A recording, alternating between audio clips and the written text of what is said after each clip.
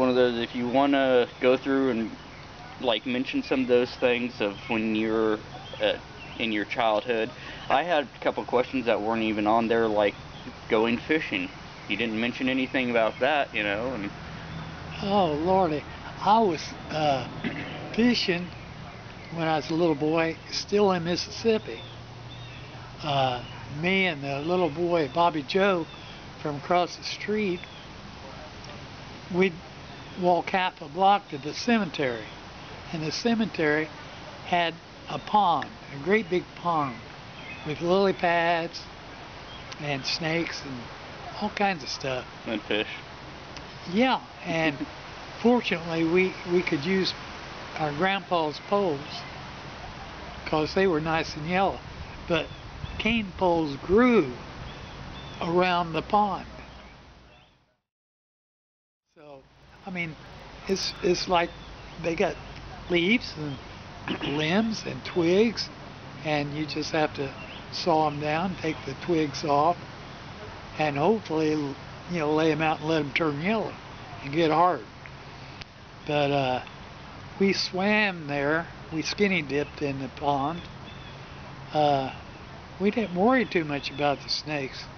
I guess we were too young to really know what we was doing. And we fished.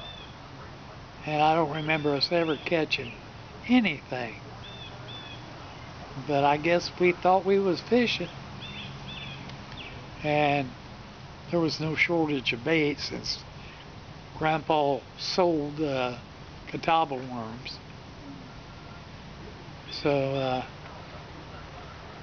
later on I went with my Uncle Charlie and Uncle Grady and probably my cousin Clyde Kitchens. We called him Bob because his name was Clyde Carroll. Makes perfect sense to call the guy Bob. Well, yeah. And of course it was his older sister that wanted to go 4 years of high school in Kokomo, and she came up and lived with us as my, well, her name, Ernestine Kitchens. So everybody called her sister. Oh, we're getting a little bit off track, off subject. So about the fishing, did your mom and dad ever go with you, or was it just you going out with your... No, Dad never. I don't think he did anything with me. What about Mom? Your mom? My mom? Yeah, did you Oh, did, no. What, the ladies didn't go fishing back then? I don't know about the rest of the kids' mom, but no, my mom and dad didn't go fishing. Huh. They didn't go to church. He worked at Northern Indiana Supply Company in Kokomo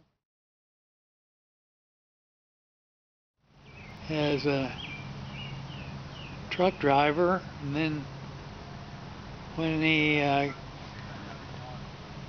was tired of doing loading and unloading, he was a strong man. And then he became a clerk in the store instead of trucking it to other places in other towns. And he sold it from the counter. He was a counter clerk. And wasn't your mom working at a restaurant? Yeah, Mom used to be a waitress at Elite Cafe. No. Oh heavens, no, not Eli. That's where I hung out as a kid. And, all my tough buddies and their cool little girlfriends.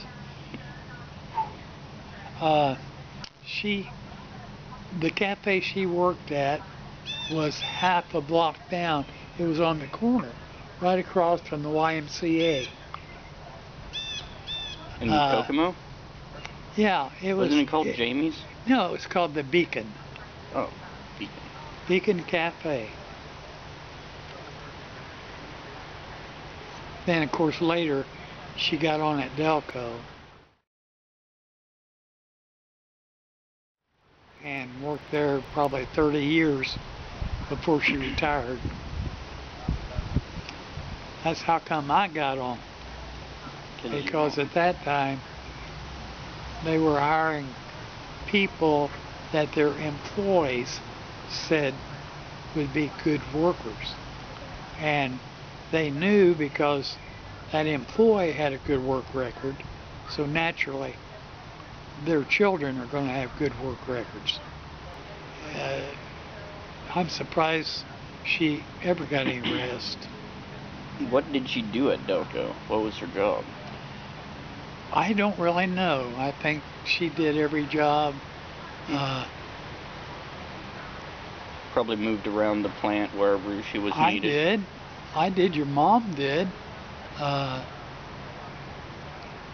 Usually it's a increase in wages, and you move up a ladder because you turn in employee requests for advancement, and you write down what field you want to go into, the next higher level.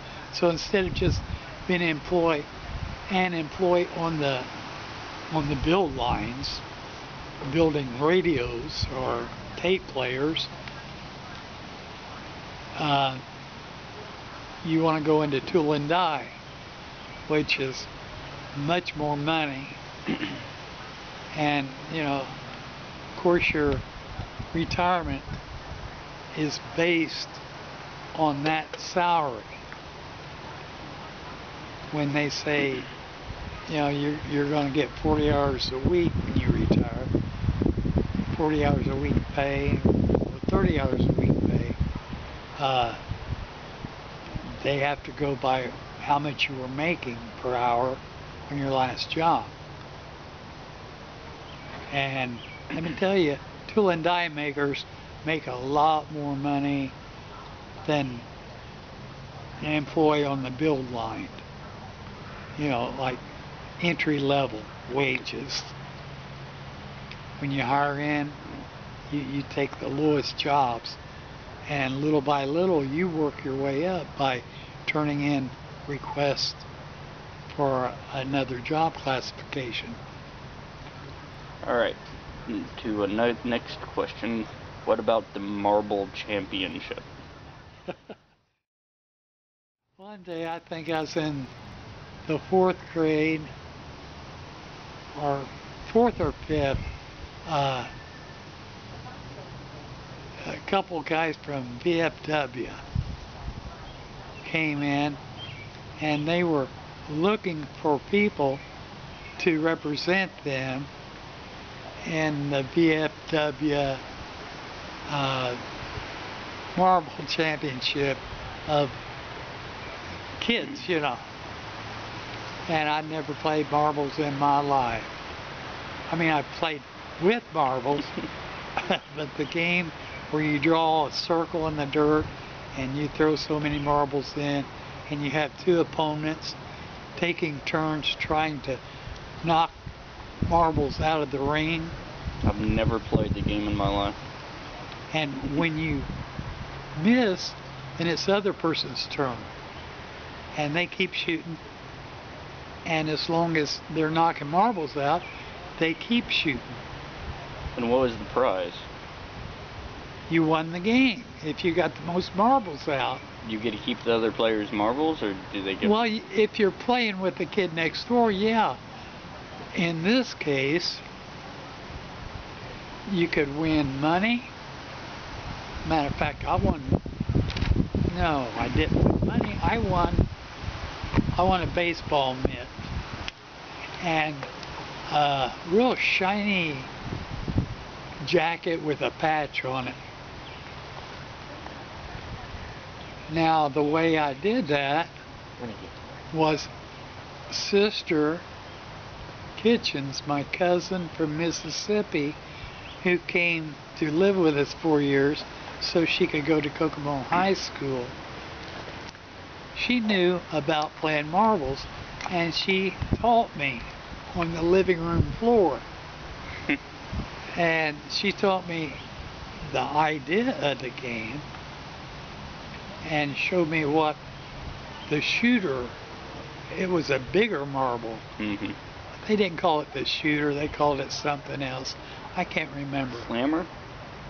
I don't know if it was slammer or what, but the marble you used to shoot was bigger and heavier than the little marbles that you were trying to knock out. But there was a write-up in the paper, and it made it sound like I was a champion marble shooter, and showed me with I mean, it was an expensive glove, baseball glove. You could just smell it, and I mean, it had wax in it and leather. It was fantastic. And that windbreaker, that shiny windbreaker they gave me, I was excited about that. So, how many people did you go against during the tournament? Do you remember? Just one. Just one kid? Just one kid. Oh, in my mind, I've seen like 13, 14 boys, and they got like several games going, and you go up in ranks. But I think I lost the first game, but I was still Kokomo VFW's champion. Oh, okay, I got it. I mean, I didn't know how to shoot a marble. They should have had the girl going, but she's probably too old to Yeah, she was like 17. And I was like in the 4th grade. 6, 7, 8, 9. I was about 9 or... No, it's probably 10 because I had to do the 3rd grade over. Because I moved from Rocheville to Kokomo. And in Rocheville, they weren't quite as rough as they were in Kokomo. And in Kokomo, the first teacher I got was Mrs. Robinson. And she was like a blonde-headed movie star. She had the curliest hair, the prettiest face, the sweetest disposition. So it'd make you really hard to concentrate on work. Yeah, as a matter of fact, I concentrated on her. I would have too. And not the work, because she seemed like an angel. And I wondered if she was an angel. And what grade were you in at this time? 3rd. 3rd, yeah. Yeah. I can see that. And she sent a note home to my parents, who my mom had to come to school to answer the question, why do I stare at her as if I knew something about her deepest inner thoughts, like I was reading her mind, or, you know, it made that beautiful angelic teacher feel very uncomfortable, because I creeped her out.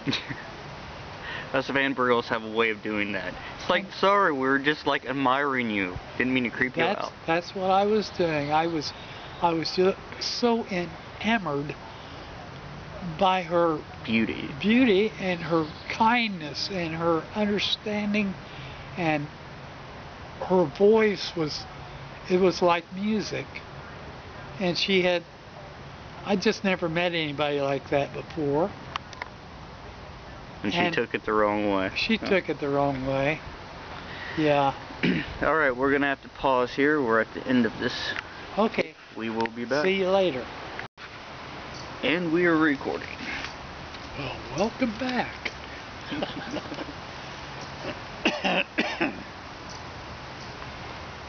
Okay. What did we do? Grandma's Job Restaurants? Or where she worked at, and then we did the marbles. And I was wondering about you getting lost in a building. Yeah. What Okay. building was? When I think I was in the 5th grade, all the 5th graders, and I don't know if it was just Indiana or everywhere, 5th graders were trained to do this precision marching, holding a little flag, and everybody wore like white pants and a blue shirt, and the girls,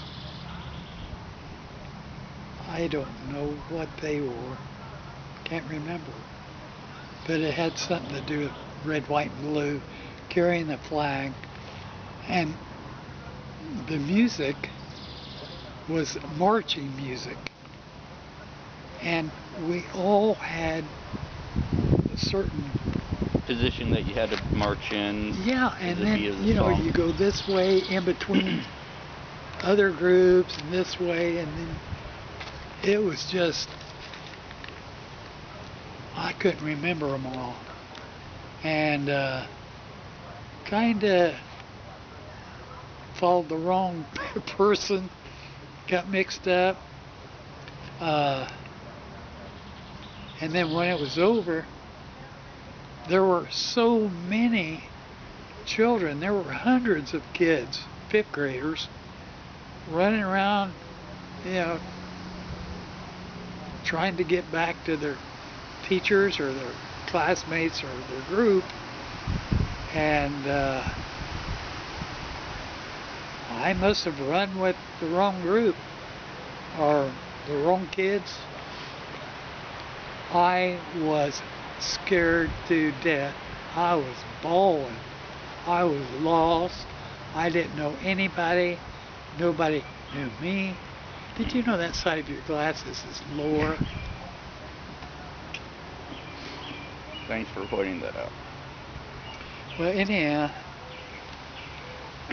they had a write-up in the paper, Kokomo Tribune, I think, about one of the children got lost in the whatever down in Indianapolis. So you made the paper twice for marbles and getting lost. I'm afraid I made it a few more times. Oh yeah, I'm sure we'll that get I there. am not even going to tell nobody about. But yeah, I mean, you know, marriage, they put it in the paper. Divorce, they put it in the paper. Remarriage. Yeah, but being the one child being lost in a museum in Indianapolis, it's kind of funny, and it being you. Yeah, that would be me, because I was unique. Very good way to put it. My daughters say that. They say, we're unique. And I, you know, between us, we say, we're a weird family. Yes. But normal is not what, it's overrated. We don't want, it has proven to be not our choice in lifestyle. Normal just isn't normal to us. No, it's not normal to us because we're adventurous.